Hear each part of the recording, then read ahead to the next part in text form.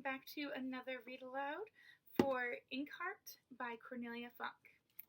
Today we are going to be reading Chapter 10. Chapter 10, The Lion's Den. Look, I'm not about to tell you this book has a tragic ending. I already said in the very first line how it was my favorite in all the world, but there's a lot of bad stuff coming. Excerpt from The Princess Bride by William Goldman.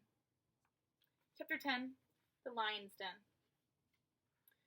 Maggie sat on the bench behind the house. Dustfinger's burnt-out torches were still stuck in the ground beside it. She didn't usually hesitate so long before opening a book, but she was afraid of what was waiting for her inside this one. That was a brand new feeling. She had never before been afraid of what a book would tell her. Far from it. Usually, she was so eager to let it lead her into an undiscovered world one she had never been to before that she often started to read at the most unsuitable moments. Both she and Mo often read at breakfast, and as a result, he had more than once taken her to school late.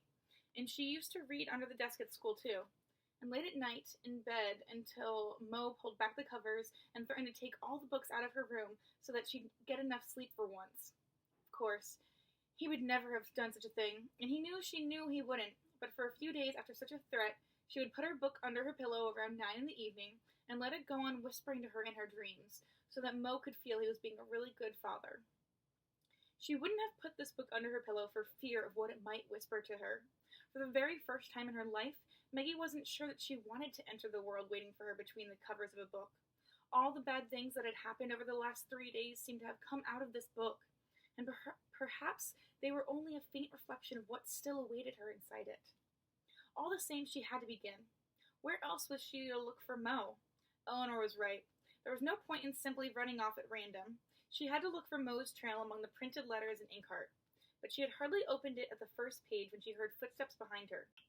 "You'll get sunstroke if you keep on sitting in the full sunlight," said a familiar voice. Maggie spun around. Dustfinger made her a bow. Of course, his face wore its usual smile. "Well, what's a surprise?" he said, leaning over her shoulder and looking at the open book on her lap. "So, it's here after all. You've got it." Maggie was still looking uncomprehendingly at his scarred face. How could he stand there acting as if nothing had happened? "Where have you been?" she snapped. "Didn't they take you too? And where's Mo? Where have they taken him?" She couldn't get the words out fast enough. But Dustfinger took his time answering. He examined the bushes all around as if he had never seen anything like them before.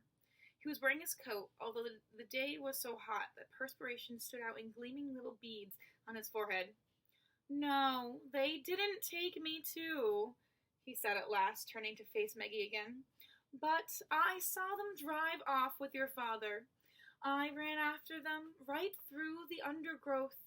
A couple of times I thought I'd break my neck going down that wretched slope, but I got to the gate just in time to see them driving off south. Naturally, I recognized them at once. Capricorn had sent his best men. Even Basta was with them." Maggie was staring at his lips as if she could make the words come out of them faster. "Do you know where they've taken Mo?" Her voice shook with impatience. "To Capricorn's village, I think, but I wanted to be sure," said Dustfinger, taking off his coat and draping it over the bench. "So I ran after them.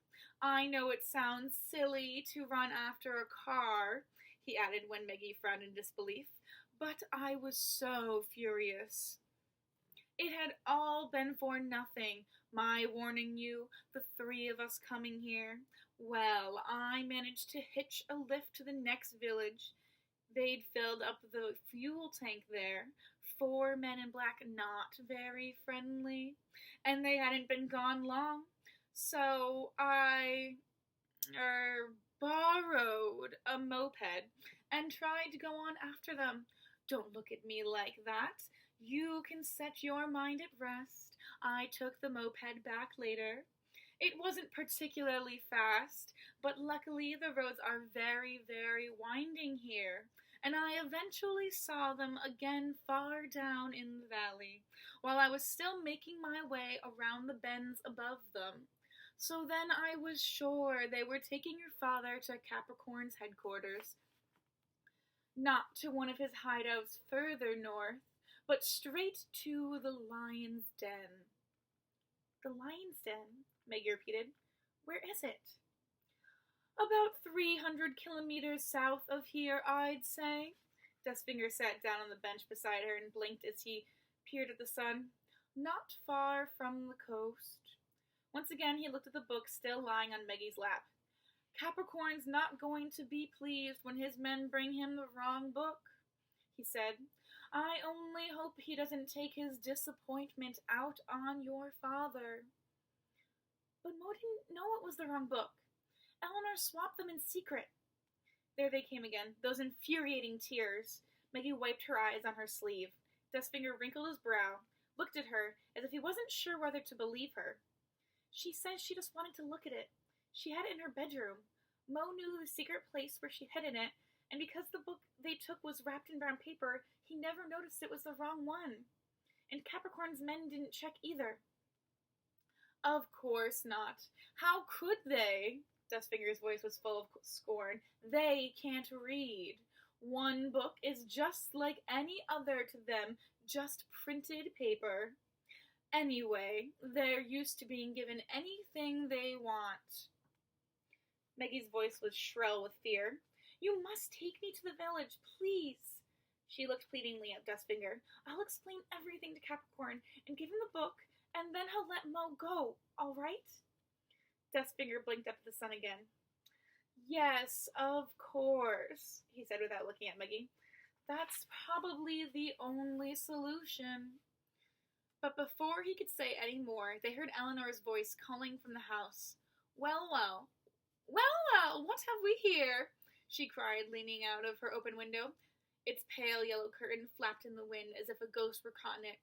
If it isn't our friend, the matchstick swallower! Maggie jumped up and ran over the lawn toward her. Eleanor, he knows where Mo is, she cried. Does he indeed? Eleanor leaned on the windowsill and scrutinized Dustfinger through narrowed eyes. Put that book down, she snapped at him. Maggie, take the book away from him. Taken aback, Maggie turned around. Dustfinger really was holding Inkheart. But when Maggie looked at him, he quickly put it back down on the bench. Then, with a nasty glance in Eleanor's direction, he beckoned her over. Hesitantly, Maggie went to him. Yes, all right. I'll take you to your father, even though it may be dangerous for me, whispered Dustfinger when she was beside him. But she stays here, understand? He slightly nodded his head in Eleanor's direction. Maggie looked uncertainly at the house. Like me to guess what he whispered to you? Called Eleanor across the lawn. Dustfinger cast Maggie a warning glance, but she ignored it. He's going to take me to Mo, she called back. A good idea, called Eleanor, but I'm coming too, even if the pair of you might prefer to do without my company. We certainly might, muttered Dustfinger, smiling guilelessly at Eleanor. But who knows? Perhaps we can swap her for your father. I dare say Capricorn could do with another maid servant. I know she's no good at cooking, but perhaps she can do the laundry, even if that's not something you learn from books. Maggie had to laugh, although she couldn't tell from Dustfinger's face if he was joking or meant it seriously.